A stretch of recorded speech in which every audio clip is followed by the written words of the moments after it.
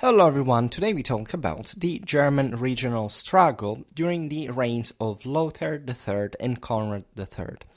Incidentally, a couple of weeks ago I talked about Lothair and Conrad's intervention in central southern Italy from a papal perspective. We also made a video about the Italic reigns of Lothair III and Conrad III. We'll talk more about their reigns in Germany and properly as Holy Roman Emperors. Today we take in consideration their initial struggle, so under the reign of Lothair III, and the sort of continuation of this under the ensuing reign of Conrad III, given the resistance from the side of Lothair's supporters. This is a very delicate moment in German history because, as this video will discuss, but we know also from general history and many videos about post-Worms Eastern Frankish Kingdom, Germany had suffered an important blow to her public authority. I recently also made a video about the limits of royal authority in Germany.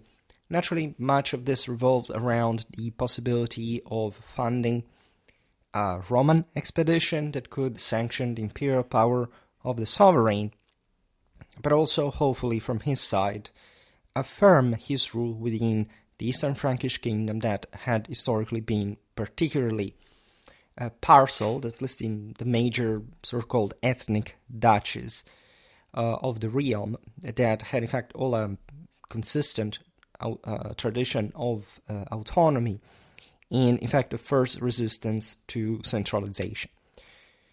In the 12th century, political discourse borrowed from classical imagery. Right, Germany was here yet to fundamentally fully westernize, meaning that only under Frederick Barbarossa, the Western Frankish feudalism was fully imported to develop Germany towards, hopefully, even though unsuccessfully, towards a more nationally concentrated monarchic power, and much of the country had, as we've seen, a rather conservative idea of the princely prerogatives. However, of course, from a royal that was ambitionally imperial monarchic authority, inheriting classical ideologies regarding the centrality of the imperial force on an earthly domain, and so a plenitude of ecumenic rule were of course very, very useful, portraying the empire as a single organism where the emperor acted as the head and the princes functioning as complying limbs, the typically traditional corporative ideology. A preamble to a diploma granted to Archbishop Reinald of Cologne later on in 1166 compared to our timeline, asserted that there could be no more noble or splendid act than the emperor gathering and nurturing his loyal followers akin to limbs beneath a head, ensuring their efforts were justly rewarded. This was, of course, a bit of wishful thinking.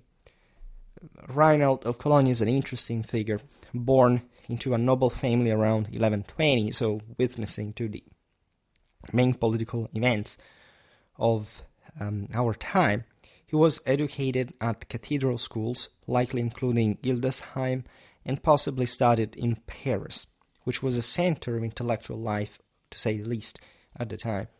His curriculum would thus encompass his ecclesiastical and political roles. He became provost of Hildesheim, then Archbishop of Cologne in 1159, and served as Arch-Chancellor of Italy.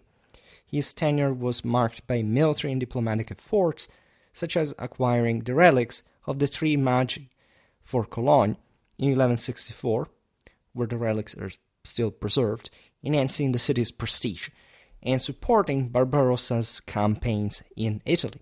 So a figure that definitely felt very much the necessity of the plenitude of imperial authority, and that especially from Cologne embody, in fact, the single most powerful German ecclesiastical power, in particularly connected with Italy and Rome. You know that Cologne, Mainz, and Trier all pertain to the various limbs of this empire.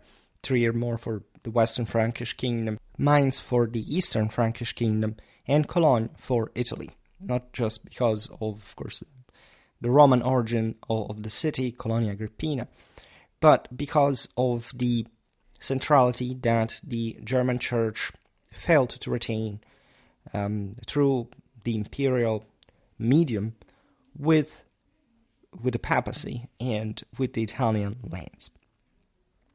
In practice, keeping these limbs of the empire, that is to say the vassals, in line with the royal court's authority was no easy feat. On the contrary, as we premised before, this would be very often rebellious elements, Germany being, especially since the age of the Salians investiture controversy and the defeat of the German monarchs in the same, in basically a perpetual state of turmoil that did not hint at stopping or balancing in some way. A significant portion of Lothair's reign was thus marked by military clashes with the Duke Frederick II of Swabia. This is essentially the father of the future Emperor Frederick Barbarossa, but in a time in which the future history, of course, was yet to unfold and quite far away in terms of political options of what could really happen. At this point, another important figure was already, in fact, Frederick's brother, Conrad, that would become Conrad III of Germany, as we know. The brothers, both sons of Frederick I, Duke of Swabia, and Agnes, right, of Franconia, the daughter of the Emperor Henry IV, enjoyed broad backing across some of the richest and most developed parts of Germany. The Rhineland, Franconia, Bavaria, and of course their native Swabia. This was incredibly important because you know that the rise of the Hohenstaufen was really due to the fact that they had not really been very powerful in the early year, but they really made this fast upgrade by sticking to Henry IV during the investiture controversy when Germany was thrown upside down. They were basically the only ones who stuck with him for different reasons we will see in other videos.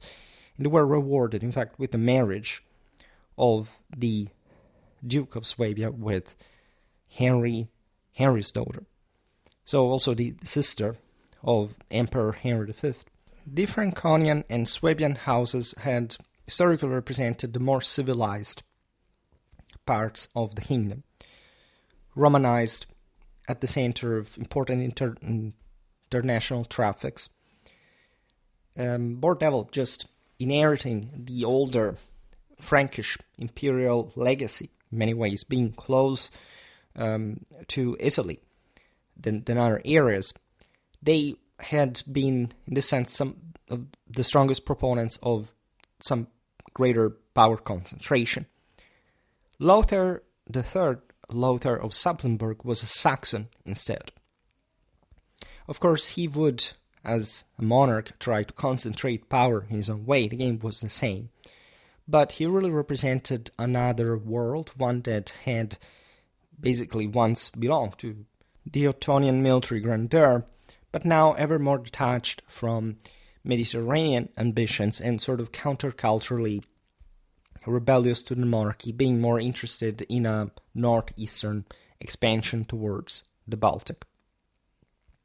After failing to win the election of 1125, given that he was rendered physically unfit by an arrow in one eye gotten during a siege of these turbulent times, the Duke Frederick II of Swabia essentially bailed out of the sort of election competition and swore allegiance to Lothair III. He bulked however, at a decision made late that year in Regensburg, in Bavaria on the Danube, which barred him from inheriting the bulk of Henry V's estates, right? His brother-in-law, as we've seen, the past emperor against which the Saxons had fought. This was a huge issue because, of course, we're talking the inheritance of the entire Franconian house, which was the last imperial one and thus one of unprecedented wealth.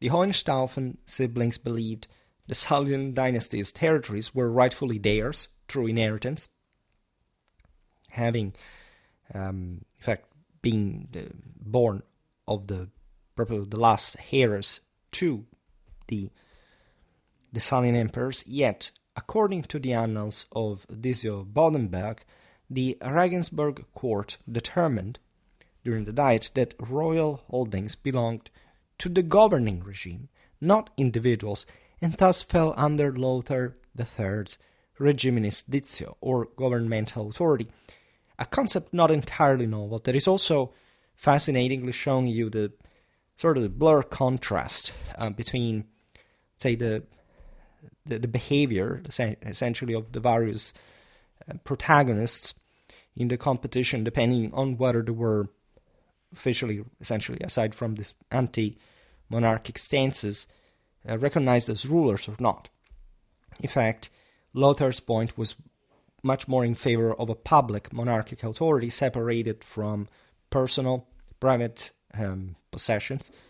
The Hohenstaufen here, of course, had all the interest to claim a feudal dynastic inheritance of the Franconian possessions, that after all were not technically imperial public.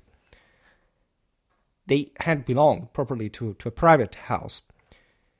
Needless to say, emperors had tried to control ever more directly through, we've seen it very well through the ministeriales, for example, and other vassals, especially after Worms, with the feudalization, for example, of the episcopal investitures in Germany, the same public domain, in ways that were very close to a private business. This was particularly the case in German history, in the German realm, in German culture. When the Swabian Duke rejected the ruling of Regensburg, he was branded an outlaw and excommunicated even, igniting war. During this period, Frederick's brother Conrad was away, engaged in the Venetian Crusade of the 20s of the 12th century. Just yesterday we were talking about the Venetian army and navy organization. The Venetian Crusade, spanning roughly 1122-1124, was a military expedition led by the Republic of Venice in support of the Kingdom of Jerusalem during the Crusader era. It arose from a call for aid by King Baldwin II of Jerusalem, who sought Venetian naval assistance against Islamic powers, particularly the Fatimids in Egypt and the Seljuks in Syria. In 1122, Doge Domenico Michiel mobilized a fleet of over 100 ships, carrying around 15,000 men, including soldiers and sailors. The crusade began with a successful attack on the Fatimid port of Ascalon in 1123, disrupting their naval power. The fleet then moved north, besieging and capturing Tyre in 1124 after a 5-month campaign alongside Crusader land forces.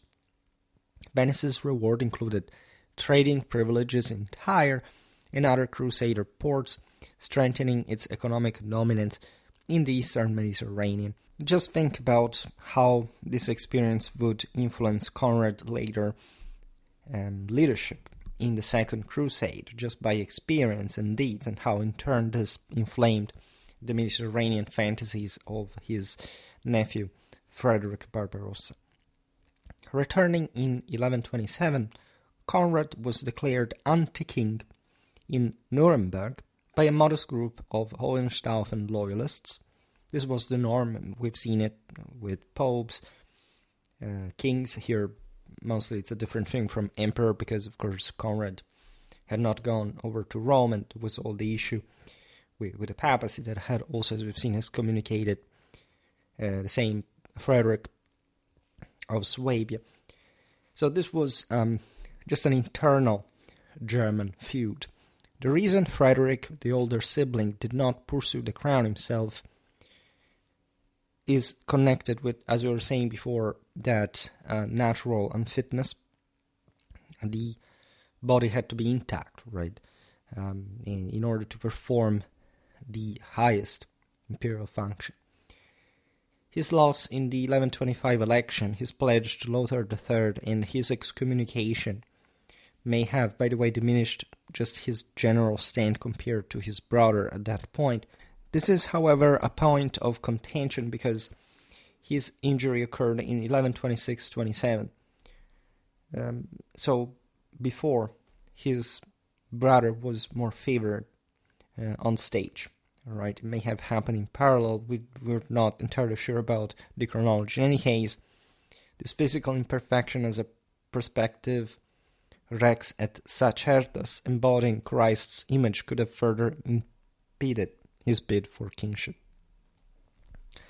The Hohenstaufen brothers' argument was compelling enough to win them genuine support in southern Germany, that, as we've seen, was, for different reasons, more inclined to a greater involvement, especially in Italy, but was also significantly different from the north, and pursuing different logics.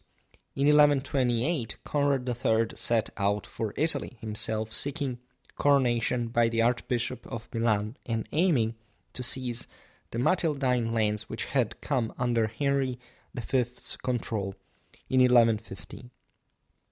This meant really a lot in ideological perspective in Germany, because that was a vexata question that dated back to a very long time before, not just Matilda of Canoss's inheritance, but really to the Carolingian era, with many lands in central northern Italy fought over by universal powers that claimed control over this. Matilda had left no heir, so that her possessions were, by her testament, left to the church.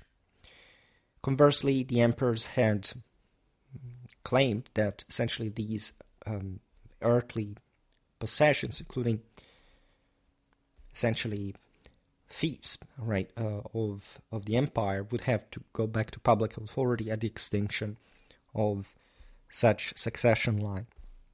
Besides, I made a video about Sutri, the Council of Sutri, in the meeting of Sutri in 1115, where Henry V and the Pope met at the end of some of the fiercest clashes to settle the matter and create more peaceful conditions for both in Germany and in Italy. The meeting of Sutri 1115 was the death of Matilda, actually. Yes. The meeting of Sutri happened in April 1111. In any case, this had been an attempt to resolve the investiture controversy. Henry V and Pope Pascal sat and discussed, and at Sutri, Henry, this is close to Rome, coerced Pascal into a short-lived agreement allowing imperial investiture of bishops, but this collapsed when Pascal renegade under pressure of reformers. The meeting had actually been a bit more sort of on equal footing. The papacy had gotten something from their side as well. In any case, in 1115, we've seen it well in the video about the history of Florence, as Matilda lived just outside in her castle, often of the many she had, not just of Canossa on the Apennine, but outside of Florence. Reignited tensions with the papacy, as Henry seized, once again, the Matildine lands, even though, again, it's not like he was in Italy all the time, so this was also the big deal, how to control those lands, how to cope with the local vassals, and at this point, emerging communes as well. So, Conrad's actions in Italy later in 1128 were aimed at essentially continuing on the footsteps of his brother-in-law, Emperor Henry V, one that Lothair of Saplenburg was considered also just like an anomaly in succession from the partisans of the Swabians in this case. Back in Germany, Archbishop Adalbert of Mainz and Bishop Embrick of Würzburg were, by the way, managing to defend their cathedral cities for Lothair III, though the Salian strongholds of Speyer and Nuremberg threw their lot in with the Hohenstaufen. Specific military details, by the way, are sparse, but Adalbert's defense of Mainz likely involved fortifying the city's walls and rallying local militias, leveraging its strategic position on the Rhine. His political influence as an elector and his resistance to Hohenstaufen incursions, for example, during Conrad's 1127-1130 campaigns, were key. Embrick of Würzburg, similarly loyal to Lothair, protected his episcopal seat, possibly during the same wars. Würzburg's defenses, including its fortress, later at Marienberg, suggest a military posture relying on existing fortifications and armed retainers. To bolster his standing in southern Germany, it was gradually turning against him. Lothair III arranged for his daughter and heir, Gertrud, to wed the Duke Henry the Proud of Bavaria. Henry, born around 1108, was a prominent nobleman from the Welf family in medieval Germany. By 1127 he had become Duke of Bavaria, after his father Henry the Black abdicated in 1126. Henry the Proud married Gertrud, daughter, as we've seen, of Emperor Lothair III, strengthening his political ties. His early years were marked by loyalty to his father-in-law and ambitions to expand Welf influence, setting the stage for his later wars with the Hohenstaufen family over imperial succession. The Duke's primary seat was Regensburg, that had historically been the first, so to say, capital of the earlier Carolingian rulers, which conveniently positioned him at this point to encircle Nuremberg from behind. Thus, with a pincer movement, considering Lothair's forces mostly coming against the city from the north. Still, the overriding goal may have been to pair Germany's most prominent heiress with a fitting spouse. In fact, as leader of the Welf dynasty and son of Wulfhild Billung, that came from, as you know, a prominent family of the northeastern marches, the Bavarian duke possessed immense wealth, holding vast estates in Swabia and Saxony, while managing much of Bavaria on the king's behalf. This is an interesting dynamic, very similar to the one that the same Franconians had enacted, right? If anything, at this point, it was a conscious choice from the side of the father to marry his daughter to this very powerful Bavarian Welf. Welf's history is very fascinating, especially the origins of the family that had come from the Carolingian Empire into Italy and then only in relatively later times back to Germany, owning this immense power, straddling different duchies. Even more interestingly in this context, Henry the Proud's sister was wed to Frederick II of Swabia. In fact, this was the mother of Frederick Barbarossa, hinting that Lothair III might have seen Gertrud's marriage as a possible avenue for mending ties with the Hohenstaufen as well. This is, as you know, what would gradually happen over time, not fully until the election of Frederick Barbarossa, because, as we'll see now, clashes will continue also under the rise of Conrad. Otto of Freising, the famous Hohenstaufen's biographer, notes that a reconciliation was floated in 1129, but the encounter between Dukes Henry and Frederick at Zweifelden Abbey fell short of its aim. there were matters still to settle in arms. The time for a general repartition of spheres of influence in Germany was not there. In 1142, Gertrude's second union with Conrad III's half-brother, the Margrave Henry II Jasomirgott of Austria, we talked about him in the video about the Duchy of Austria, was explicitly driven by similar aspirations for peace, as later events will reveal. Lothair III's Saxon court leaned on time-honored tactics to expand its reach, orchestrating marriages, tapping into bishops' influence, and fostering alliances with other duchies. Duke Simon I of Upper Lotharingia was Lothair III's half-brother, while in Burgundy, Duke Conrad of Zeringen was named imperial rector in 1127. We talked about the passage from duchy to dukedom that mostly would occur in the second half of the 12th century under Frederick Barbarossa. But the enucleation of the stem duchies as some sort of public and at the same time feudal districts that would play like in the mosaic of imperial policy for stiffening power and being, as we've seen, disposed of. Remember what we said about the Franconian inheritance itself is one of the most important passages, together with the further certification of the German aristocracy, tendentially divided between a higher one, an ever higher one, and a lower one.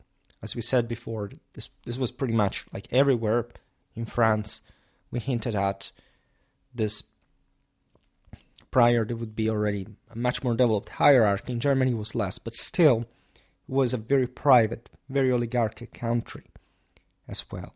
There were also less communal autonomies, right? So these people, these names we have looked at here, really are part of this broader set of nobiliar, higher nobiliar nets of lineages that basically play into these various games of succession, of marriage, of appointment, to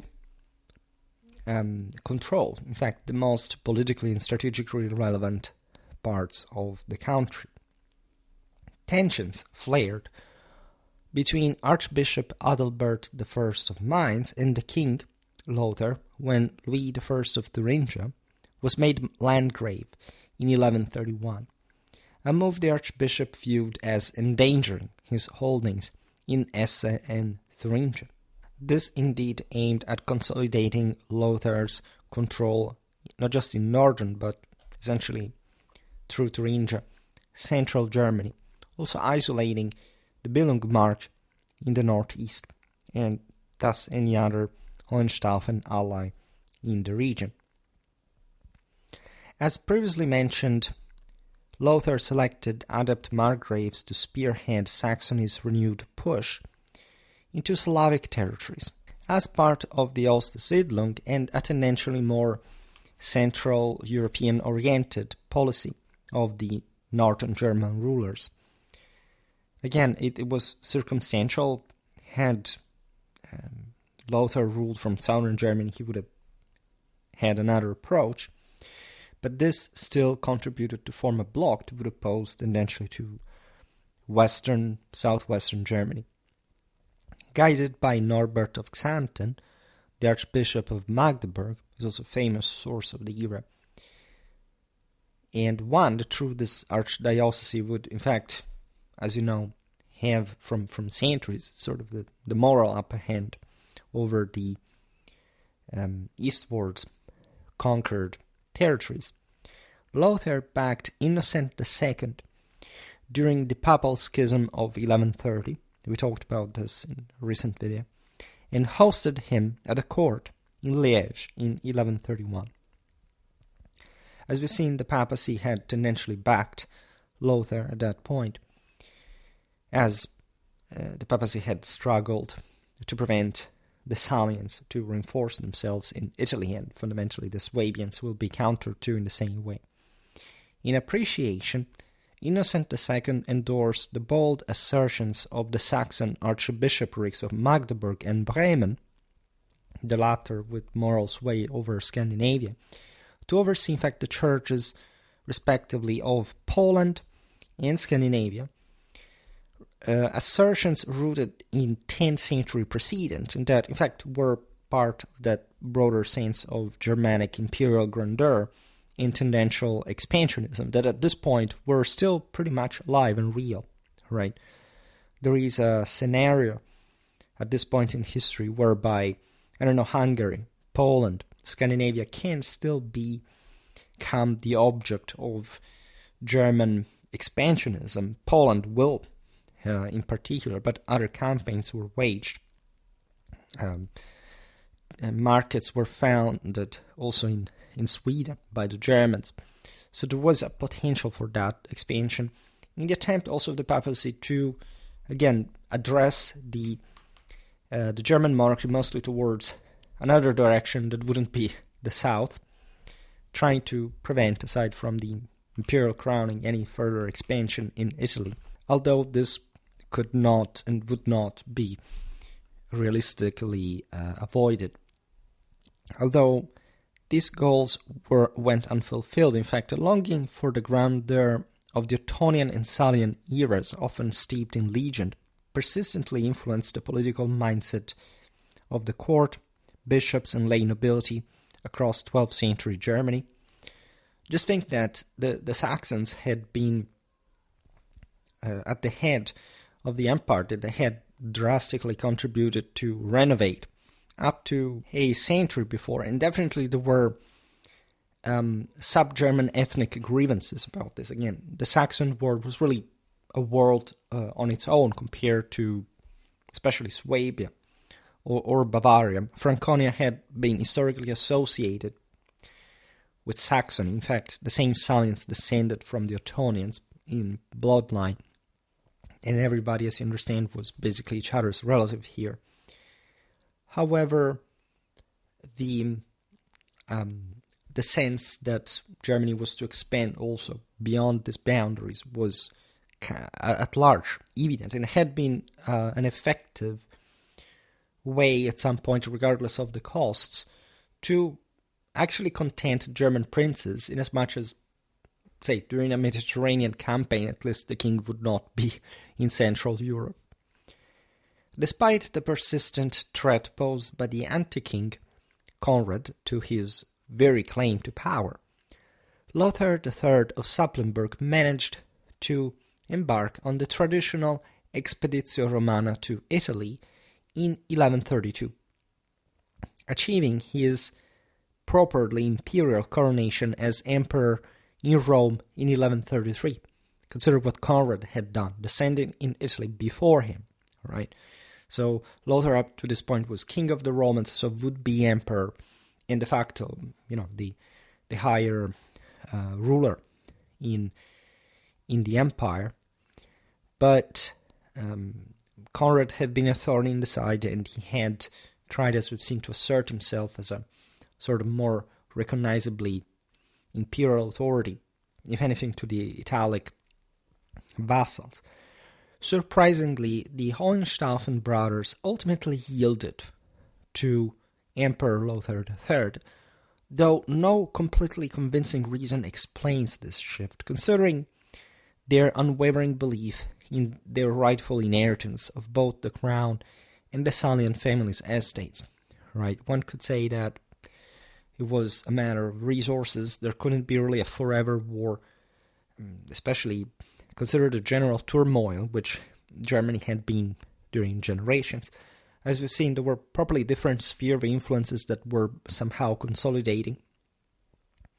When a settlement was finally achieved, in fact, it was Thorough, Frederick of Swabia, now widowed, wed Agnes of Saarbrücken, the niece of his fiercest rival, the aforementioned Archbishop Adalbert I of Mainz, highlighting how some reconciliation was underway. In 1135, Conrad abandoned his pretensions to the throne himself and pledged allegiance to Lothair III even. The following year, in 1136, the emperor brought him along as a military leader on his second Italian expedition. Interestingly enough, just think about how much experience Conrad had before becoming emperor himself. He had been in the Venetian Crusade, he had been in Italy, he had been against Sicily. In fact, the latter Italian expedition, together with Lothair, aimed to dismantle the emerging Sicilian kingdom. And again, I made a video recently about the papacy and Lothair's expedition at this point, with all the implications, mostly in the relations between the papacy and Sicily, but we discussed the German ties there. Essentially, Lothair III's campaign against the Norman kingdom of Sicily unfolded in 1136, 1137, driven by his alliance with the Pope Innocent II, as we've seen, against Roger II, the Siculo-Norman king who had supported the anti-Pope Anacletus II. Again, I made a specific video about this story in detail, so there is also more information about the actual campaign. After his imperial coronation in 1133, that had been propedeutic for this campaign, Lothair faced pressure to curb Roger's growing power, which threatened papal and imperial interests in southern Italy. In August 1136, Lothair marched south with a modest army due to the ongoing Hohenstaufen resistance in Germany, joined by Bavarian and Austrian contingents under Duke Henry the Proud. As we've seen, there was a connection between Lothair and the Bavarians, the Austrian Duke Jasomer Gott. The campaign began with successes. Anyway, Lothair captured key cities like Benevent and Bari that were very important historically, because technically Benevent was part of what should have been the Holy Roman Empire as an element of the Lombard kingdom that at this point had been taken over, at least by the Normans, having remained actually a papal enclave. Like the Longobards, at the moment of the Norman conquest, had handed themselves over to the Pope. Bari was instead a very Byzantine city, and so taking it as essentially the most important city in Apulia, especially controlling the very fertile hinterland, was, an important political posture of the Saxon emperor against Constantinople. Here we are in the age of the Komnenians. There would be some very interesting activities also from the Byzantine side against the Siculo-Normans. In any case, it was a great competition for the control of southern Italy. In fact, in this case, leveraging alliances with local rebels against Roger, such as Reinulf of Alife, that we discussed in the aforementioned video. By mid-1137, Lothair's forces, supported by a peasant fleet, advanced into Apulia and Calabria, briefly forcing Roger to retreat to Sicily across the straits. However, the campaign faltered due to logistical challenges, as it was predictable, disease, and Lothair's limited troop strength, estimated at a few thousand. Roger's guerrilla tactics and naval superiority prevented a decisive invasion of Sicily itself. Lothair died in December 1137, while returning to Germany, ending the expedition without fully subduing Roger, essentially leaving just some proxies in loco, though it temporarily weakened Norman control in southern Italy. It is striking that, having served as Duke of Saxony from 1106 to 1125 and fiercely resisted almost any royal court authority over Saxony during that time, Lothair had, by 1135, gained acknowledgement as king across Germany. This had been the product of a broader revolt against the Salian centralizing attempts, one that had naturally received substantial support from the papacy, without which really this would have been impossible, but the excommunication of the Salians, the Saxon resistance that was quite sturdy and resilient, had successfully brought to this northern revival. The only other northern German attempt of revival would be under Otto IV of Brunswick. In any case, in very different times, where in any case the most important houses of Germany had taken other locations, sometimes even outside of the same Germany. However, Lothair's success did not secure, as we've seen, the succession even for his son-in-law. In fact, a neutral chronicler such as the continuator of Sigebert of Jean Bleu observed that after King Lothair's death, the German kingdom's princes, unwilling to accept rule by someone outside the royal bloodline, chose Conrad as a figure from a lineage of kings. There was essentially a return here to some greater grandeur and or some further internal alignment that, if anything, we'll have to calculate in looking at every single German principality that we have in part done, but I mean in the history of each, but not really looking necessarily at this passage. So we can leave this for even more in-depth content. Yet the same concern had not stopped the German princes from selecting Lothair in 1125 either. So again, this balance is always very shrewd and very opportunistic in many ways. The German princes do not want an excessively strong monarch, right? And or at least they want to control and they want to have something in exchange. And it's very, very complicated to rule over Germany. There is no fixed center, you see. There is no, regardless of the importance of vassals, no tendentially fixed area or major center, right? Even so, Conrad III, standing as a Salian heir, strengthened his claim, a view reinforced by the credible testimony of the Abbot Berthold of Zweifelten.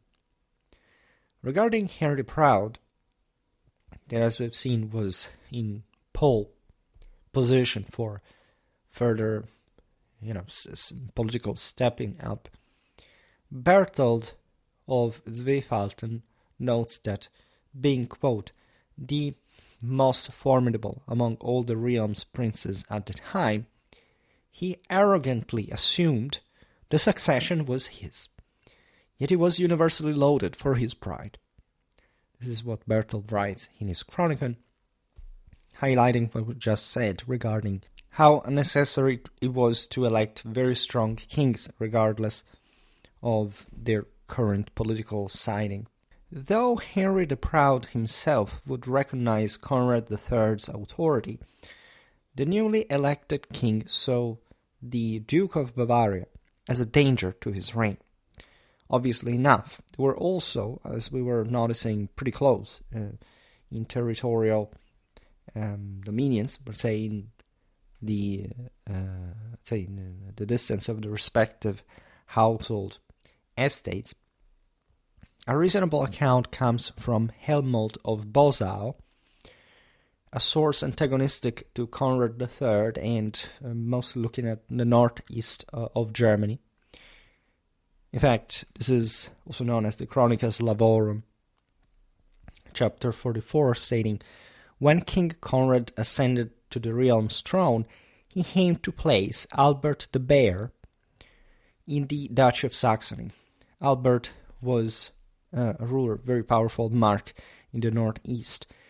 And so the essentially the supporters of Lothair, of the defunct Lothair, such as Henry the Proud, see this as almost a surrounding move, against the same Bavaria as the most powerful center of, say, Lotharian legacy, so to say. Source says, arguing it was improper for any prince to possess two duchies, by the way. In fact, this was mostly referred to Henry the Proud's succession to the Duchy of Saxony proper. Henry the Proud, this is clever because Albert was at the head of a mark. And yes, it was less, especially in the northeast, in power than the Duchy of Saxony. Still, right, you know that this will be a leitmotif in the relations between the Staufer and the Welfen. Essentially a Franconian Swabian axis against Saxon-Bavarian one. In fact, the source goes on saying that Henry the Proud insisted on retaining both Bavaria and Saxony for himself. As a result, these two princes, offspring of two sisters, which is actually not even correct because essentially the confusion may arise from the fact that Conrad III's mother, as we've seen, Agnes of Weiblingen, was a key figure in linking the Salian and Hohenstaufen dynasties. Agnes was the daughter, as we've seen, of Emperor Henry IV, and after her first husband, that was Frederick I of Swabia, died, remarried to Leopold III of Austria. This made her a central figure in the German nobility, but she was not directly related to Wulfhild of Saxony, Henry the Proud's mother, as a sister. In any case, back to the source, engaged in a civil war that plunged all of Saxony into chaos. All right. Elmond of Bosau.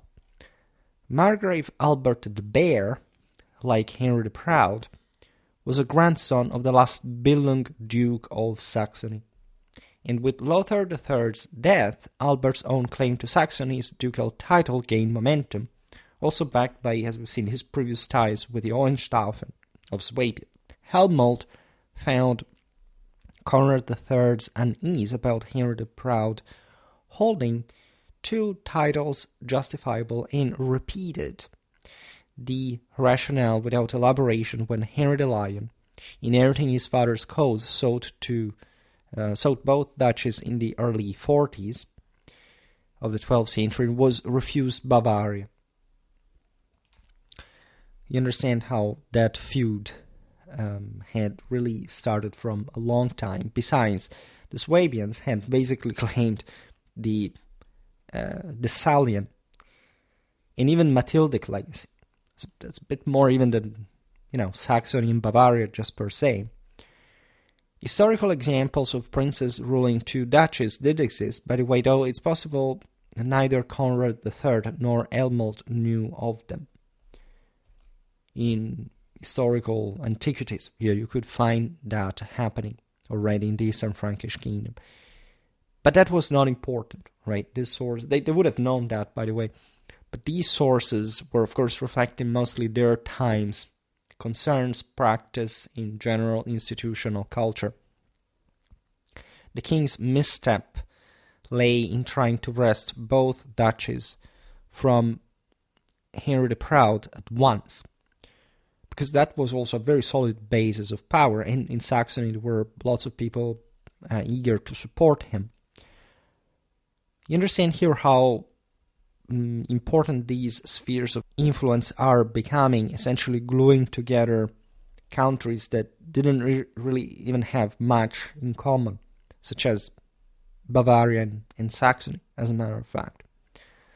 Plus, again, there is the northeast mark, that the northeastern marches that are quite expanding between the Elbe and the Oder. Those are a new important force. We saw some of them, while the Swabians are coagulating their possessions in Swabia. Consider that the Welfen at some point controlled territories even up to Lake Constance, right? Mostly, however, the bases of the Hohenstaufen were Swabia-Franconia, but also Alsace, the Vogtland. So this was a very serious struggle where, as you understand, both sides felt existentially threatened with good reason by each other. By the way, this misstep from the side of Conrad might have been an act of vengeance against Henry, who in 1134 had burnt Ulm, one of the Hohenstaufen's key strongholds, to ashes. Ulm is very famous in military history, especially for the War of the Third Coalition. I made a video about that battle, but already at this point was this importantly fortified center in the Danube, very strategic, and again, part of that frontier we were talking about before with the Swabian possessions of Henry the Proud. Right, if you cross the Danube on the right bank, you wouldn't immediately have Henry's land, but just a bit south, a few tens of kilometers, you have Altdorf, Lindau, and for example, Augsburg was basically an enclave separating this lands of the Welfen. In the east, you had Munich already, so it's so interesting because the Bavarians controlled even Brixen, so just to control the Etsch Valley, the Adige Valley. Whereas the Swabians controlled Cavenna in the Valtellina. So they had their respectively favorite preferential passage to Italy there, so they could both pursue imperial policies. They had everything, and they could that easily entangle in one another's affairs to a degree that seemed at this point really indestructible. There was a lot of warfare here. We're skipping even just that aspect. We'll have to come back on proper German military history during the era. In 1139, Conrad appointed his half-brother, the Margrave Leopold IV of Austria, to govern Bavaria. And upon Leopold's death, the role passed to the next sibling, Margrave Henry II Jasomer Gott, as we mentioned before, in 1143. Consider that just 13 years later, Frederick Barbarossa will issue the Privilegium Maius that fundamentally split Bavaria with the creation of the Duchy of Austria. It was thus elevated to the same level of the stem duchy. That diminished, in fact, Bavarian power consistently, and also can be seen as the foundation properly of the Austrian state. The Duchy of Bavaria was thus, in fact, up to this point, pretty big, telling the truth. There were other territories further southeast that basically went around the Alps in the east, historically had encompassed even northeastern Italy. It had territories, as we've seen, reaching north of the Danube up to the Main sources, springs almost. So an enormous territory that, as the Austrian example itself proved, could not simply be kept altogether without some autonomous power rising to be some of the most updated and actually powerful ones in Germany, even surpassing Bavaria itself at a point. Austria was becoming really the tidiest, the best organized German principality. It was the marvel of Central Europe. In the 13th century, everybody wanted to put their hands on it. That's also what, as you know, prompted quite an important rearrangement of German politics later on. Conrad III's fortunes improved when Henry the Proud died late in 1139. So not that later, though the Saxon nobles backed his son. That was, you know who he was, Henry the Lion, asserting his claim to the Saxon ducal title was stronger than Albert the Bear's, that had not given up in the meanwhile. By May 1142, Conrad III brokered a deal. Henry the Lion was affirmed as Duke of Saxony, and the boy's mother wed Henry Jasomer Gott, who was then accepted as Bavaria's next duke by the Saxon faction early in 1143.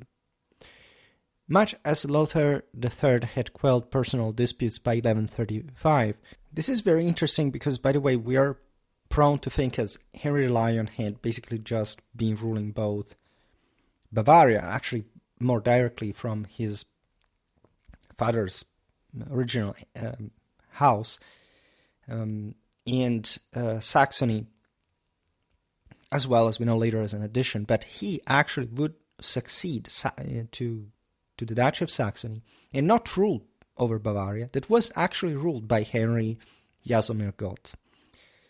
Who, however, was stripped given the alliance between Henry the Lion and his cousin Frederick Barbarossa of Bavaria by, in fact, separating Austria from Bavaria. So in a sense, even though, as we said before, Bavaria was reduced by the privilegium minus, the Austrian house, so to say, was basically deprived of what could be and still the entire original Bavarian stem duchy. So very interesting machinations. Much as Lothair III had quelled personal disputes by 1135, the arrangements of 1142 and 1143 could have lasted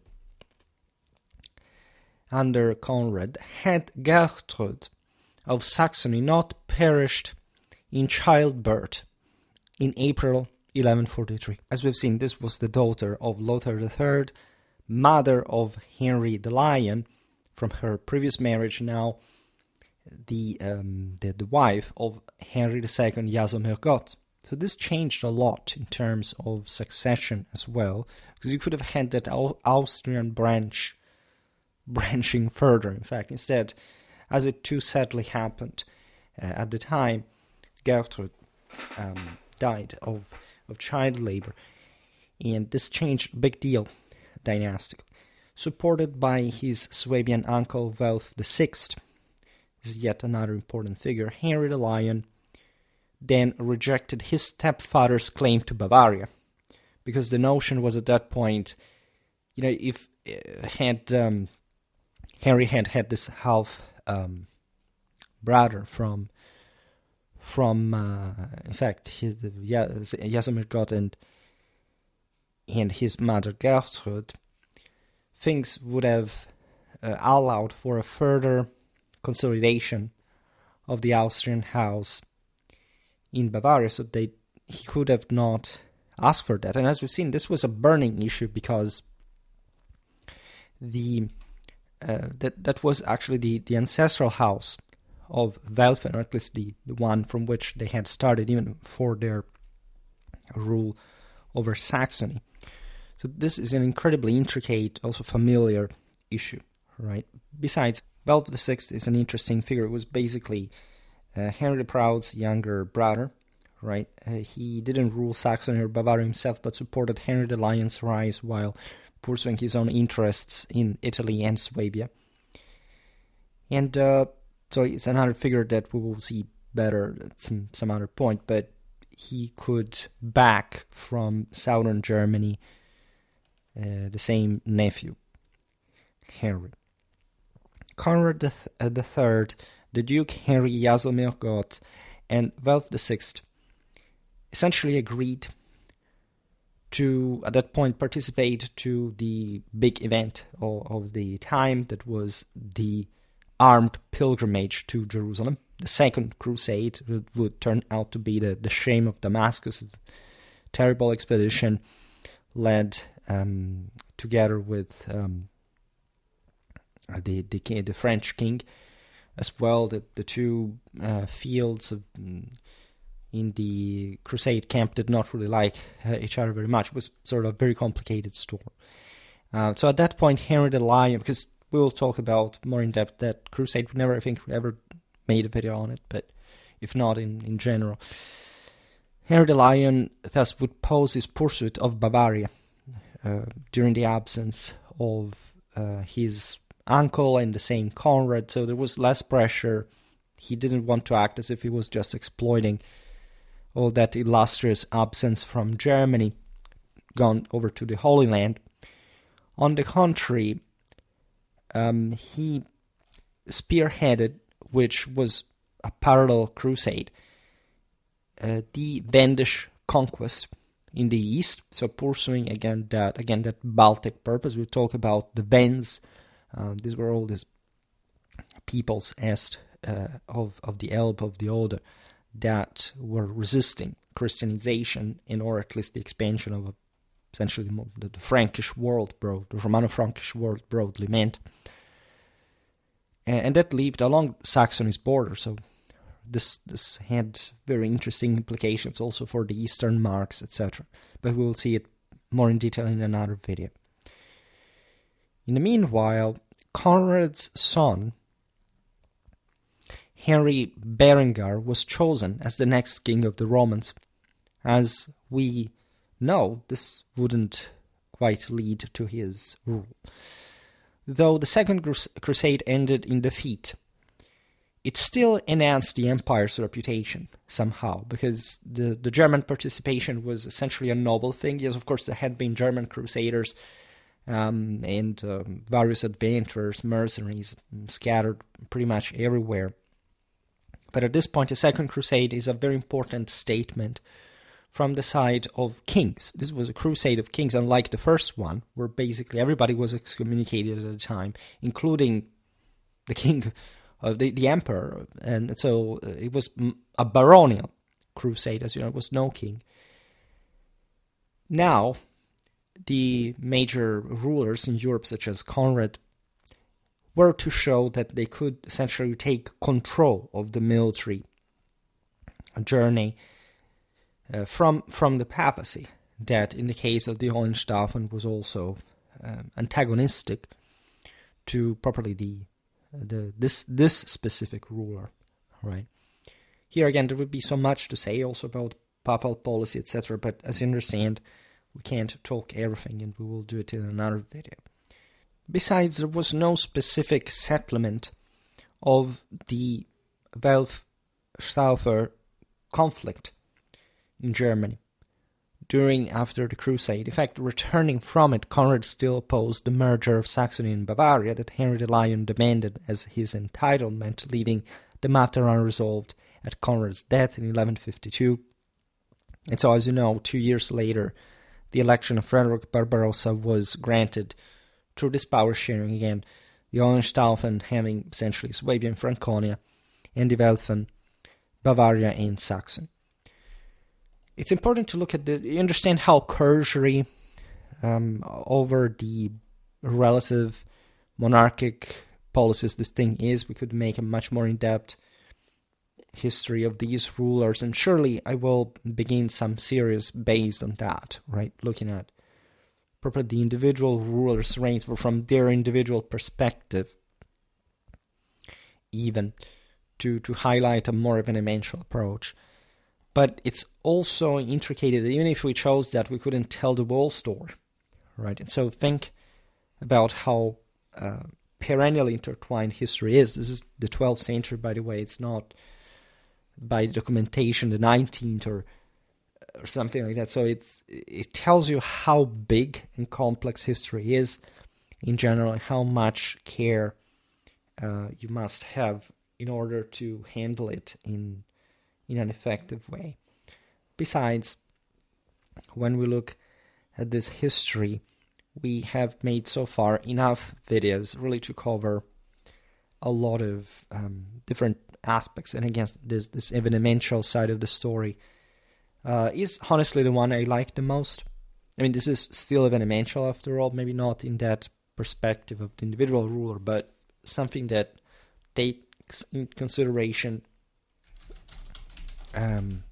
say the various generations, the various phases. By the way, I have a playlist of, this is the 122nd medieval German history video that I make. So there is enough, really. Not as much as I would like, telling the truth, because German history is the history of all these specific aspects. And frankly, it's not that easy to control everything, to discuss everything. There are always so many different tangents one could take. But at least I'm glad that if anyone searches for this stuff, will find enough, right? And in general, there is really a lot that can be publicized if you share everything all the time. Let's say things get much easier in perspective.